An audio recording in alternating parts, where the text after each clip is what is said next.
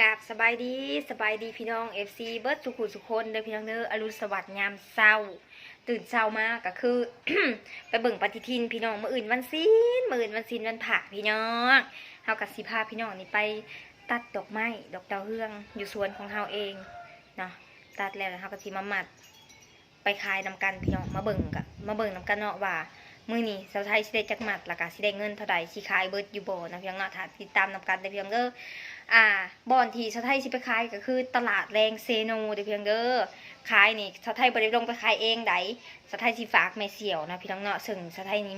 มีแม่เสี่ยวหลายคนอยู่ตลาดเพราะว่าตะกี้หันแม่สาวไทยค่ะเป็นแม่ค้าขายผักเนาะก็มีหมู่เพิ่นน่ะอยู่ตลาดหลายคนเฮาก็สิไปฝากเพิ่นขายเนาะแล้วก็ขายออนไลน์ไปนำแล้วก็ให้ป้าสาวไทยนี่ขายแบบว่าโฟร์ขายซอยเด้อพี่น้องผู้ใดอยากอุดหนุนสาวไทยก็อุดหนุนได้เด้อพี่น้องเด้อเนาะดอกไม้หมัด5,000กีบพี่น้องสิงามหรือบ่งามเดี๋ยวเฮาไปเบิ่งนำกันเนาะอันนี้ก็สวยเติบแล้ว เมื่อวานนี่ไปขี่มักตะลูดมาจนเหนื่อยจนเพลียแล้วก็รับแล้วก็หากระตื่นจน8 โมงปลายนะพี่น้องเนาะเฮ็ดอยู่เฮ็ดกินกะกินข้าวเรียบร้อยแล้วพี่น้องก็ไปลุยกันเลยเดี๋ยวไปเบิ่งนำกันเด้อพี่น้องเด้อว่าดอกไม้งามหรือบ่งามไปพี่น้องไปเบิ่งเลยนี่กำลังบานเลยอันนี้สาวไทยตัดแล้วนิดนึงยังข้างพุ่นเราพี่น้องนะ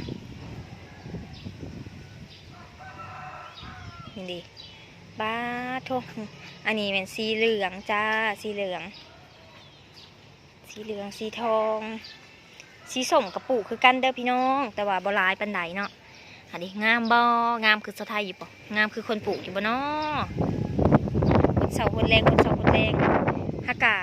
ะเป็นดอกพี่น้องอันนี้จะเป็นดอกสอแรกเด้อพี่น้องเด้อดอกสอแรกมีดอกแคพร้อมว้ายดอกแคนี่ตอนแรกสิสุกพักกินบ่เนาะภาพบรรยากาศอยู่เฮือนสะไทยทำหมักปลูกกุ๊กหมอกุ๊กไม้ปลูกต้นไม้นะพี่น้องอยู่เฮือนนะมันเย็นมันสะอาดหูสะอาดตามันฟอกอากาศอีกก็เป็นคนหมักปลูกแน่เนาะแต่ยังน้อยๆก็เมย์กับผ้าปลูกแล้วก็มีดอกสีแดงสีเหลืองพี่น้องสีส้มเนาะตัวนี้เนาะสีส้มดอกสีส้มอันนี้จะเป็นดอกไทยเดนี่ดอกนี่ดอกเพิ่นจะเป็นซ้อนดอกตัวนี้เพิ่นหมักให้ตัดแต่ดอกนะพี่น้องจะขายเป็นโลตัวนี้ค่ะจะขายเป็นโลโอ้มันหักแบบนี้จะขายเป็นโลเขาจะไปยิบใส่ขั้นบวกเขามักเบ่งใหญ่พี่น้องยิบใส่ผ้าควันแบบสี่ค่ะแบบนี้ค่ะจะไปยิบใส่ผ้าควันแบบนี้ค่ะแล้วก็มีดอกฮอนไก่พ่อแล้วก็มีแถวตูบพ่อพี่น้องเล็กๆนิดหน่อยแถวตูบนี่ชาวไทยปลูกไว้เด้แล้วก็ขางตูบนี่เนาะ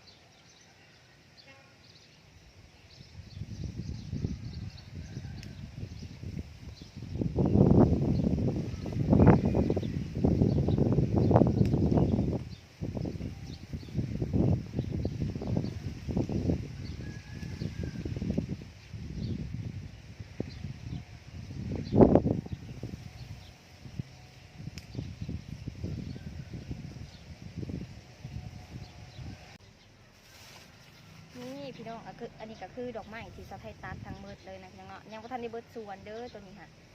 อันนี้เอามาบางส่วนซื่อเนาะจะสามารถได้ครึ่งหนึ่งพี่น้องนี่ค่ะ มันแดดแล้วเนาะสะไทยก็เลยบ่ตัดหลายบางเถื่อแบบลงไปขายแล้วย้ายขายบ่เบิดนะพี่น้องก็เอาสำนึกซะก่อนงามได้พี่น้องเอ้ยอันนี้เป็นดอกไม้โสแรกมีดแรกเนาะสะไทยก็หมัดได้กับหมัดได้ประมาณ5-6หมัดแล้วพี่น้องหมัดประมาณ3,500 กีบเด้อพี่น้อง FC ว่าถือหรือแพงเนาะคอมเมนต์มาเลยยังสิหมัดต่อใช่ไหมเนาะหมัดให้มันเบิดนี่หมัดให้โขกเบิดเลยเนาะหมัดสำคัญเบิดเลยพี่น้องเอ้ยตัวไหนนี่ตัวหน่อยตัวใหญ่เลยเปิดซิตี้เนาะจะมีดอกฮักแล้วเนาะจะได้มีดอกฮักแล้วจะดึงออกซะ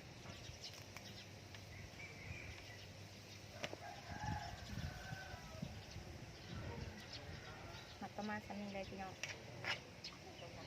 มือนี่ค่ะลมตมแถลมบ่าลมอดีอโลอากาศก็เปลี่ยนแปลงบางมือก็ฮ้อนบางมือก็หนาวนะพี่น้องถ้าไทยกับขายบ่แพงดอกพี่น้องขายแต่มัดหนึ่งนะ5,000 กีบเนาะช่วงนี้กับดอกไม้มันลายช่วงนี้ถ้าแม่นช่วงยามฝนเนี่ยสิขายแพงขึ้นน้อยหนึ่งเพราะว่ามันทางที่จะปลูกเนี่ยมันก็เปื่อยกระยังเนาะมันก็อะไรดอกไม้มันอึดช่วงยามฝนนะ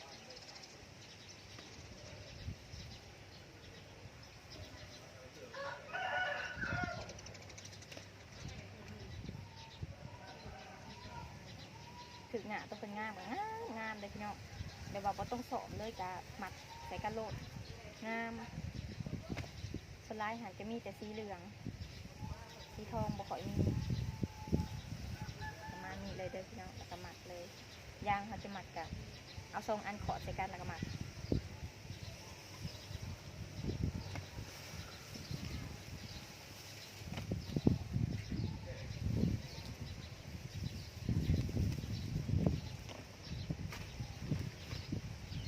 ส่วนเกินที่เพิ่นเกินออกมากับเขากระตัดออกไปเนาะให้มันเทียงกันนี่เด็กพี่น้องมานี่เลยจ้าตั้งไว้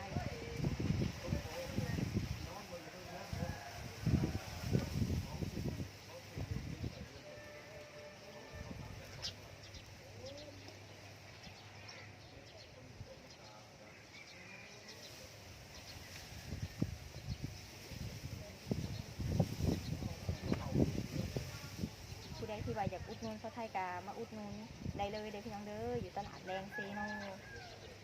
นี่ตามมาอุดหนุนได้เลยต้องการคนซื้อสอยจำนวนหลาย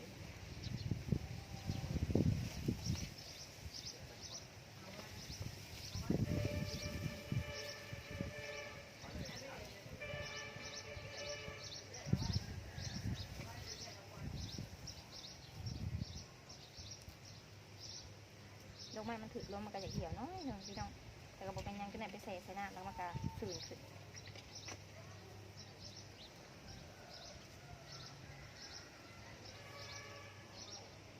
นี่ดูพี่น้อง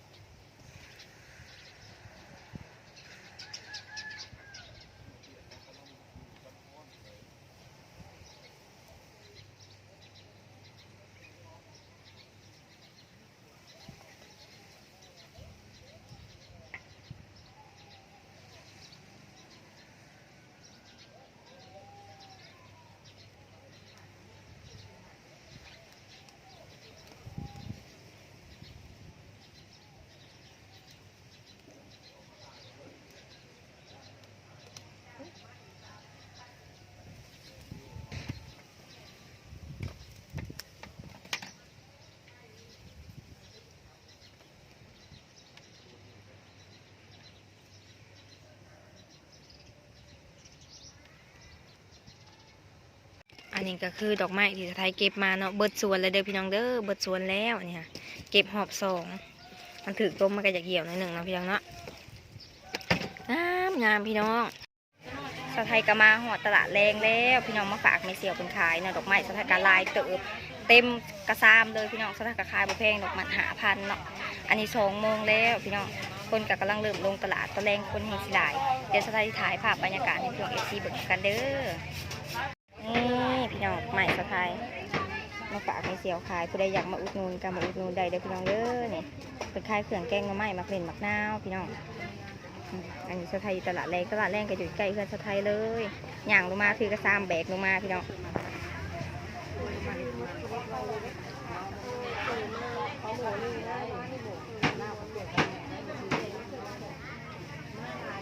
พี่น้องขี้ฝุ่นหลายแท้หลายว่าปฏิกันย่างเมื่อพี่น้องแบกกระซามากกันย่างเมื่อน่ะป้าเพิ่นสิเปิดคนส่งหุงอรุณอยู่พี่ได้แห่งสิสะดวกสบายต่อหน้าเพื่อนสาวไทยเลยโรงเรียนอีช่างมีขบเบิดป้าหมึงโมกระหลายเด้อพี่น้องโซนี่ขาขามทาง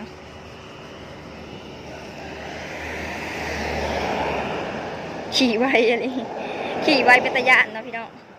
ใครเนี่ยน้อยหนึ่งเป็นแปลงคนทางแล้วตะกี้คนทางยังมีแต่ขุมกลับบ้านกันจ้าถ้าเบิ่งตอนแรงพี่น้องสิขายเบิร์ดเลยโบเบิร์ด คือสาวไทยมาขายเนี่ยก็เป็นสินน้อยเนาะสาวไทยก็เอาลงมาขายสิน8พี่น้องซึ่งเป็นแบบสินน้อยนะคนกับบ่ค่อยลงวัดลายปันใดอีกอย่างมันกับบริถือมือวันเสาร์อาทิตย์นี่นะพนักงานนี่ช่างเข้าการเนาะมืออื่นวันสินมื่อนี้วันที่10ถึงสิน8เจ้าไหนกาอีกบดนกับสินดับนะพี่น้องกับเบิร์ดเรียบร้อยบัดนี้แป๊บกับเบิร์ดปีแล้วเนาะเบิร์ดปีแล้วบัดนี้เจ้าไหนก็ได้ลงหายลงนาดำนาและบาทนี่ปลูกข้าวและบาทนี่เนาะพี่น้องแต่ว่าช่วงนี้น้ำมันแพงจากที่ได้เห็ดหรือบ่หน้ากะคือว่าเมื่อวานนี่กาปิดปั๊มบ่มีน้ำมันขายเปิดเมืองเซโนบ่มีน้ำมันรถใหญ่เอากระตุกไปหายใส่เพิ่นกระบอกหายพี่น้องเอ้ย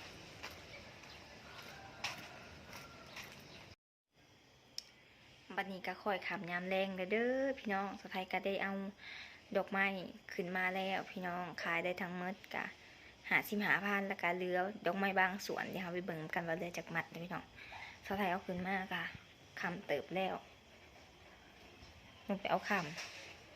เนี่ยมาเบิ่งน้ำกันมานับน้ำกันว่ายังจากมัดเนาะไม่เสียเพิ่นว่าได้ขายหันได้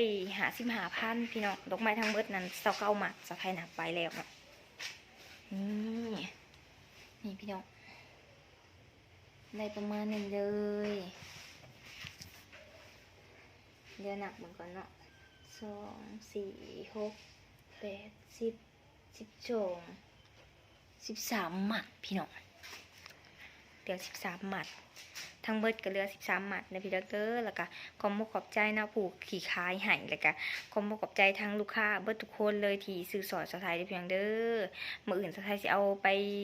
ขายอยู่หน้าวัดนะพี่น้องเนาะอยู่หน้าเฮือนพี่น้องสะไทยและสะไทยก็ได้สิไปใส่บาตรพอมื้ออื่นนะก็ถ้าเบิ่งคลิปนำกันได้เพียงเด้อสำหรับคลิปนี้สะไทยได้จากลาพี่น้อง FC ไปก่อนเดี๋ยวพี่น้องเด้อสิไปนอนซะก่อนมื้ออื่นเฮาสิตื่นแต่เช้าแล้วก็ไปใส่บาตรนะพี่น้องเนาะอยู่บ้านสนามไซไปพบไปพอกันอยู่พุ่นเด้อผู้ใดที่ว่าเห็นสะไทยกะทักทายสบายดีกันแน่นะไอ้นั่นน่ะสำหรับคลิปนี้สะไทยกะขอจากลาไปก่อนเด้อมื้อหน้ามาพอกันใหม่ในคลิปหน้าบ๊ายบายกุดไนท์จ้า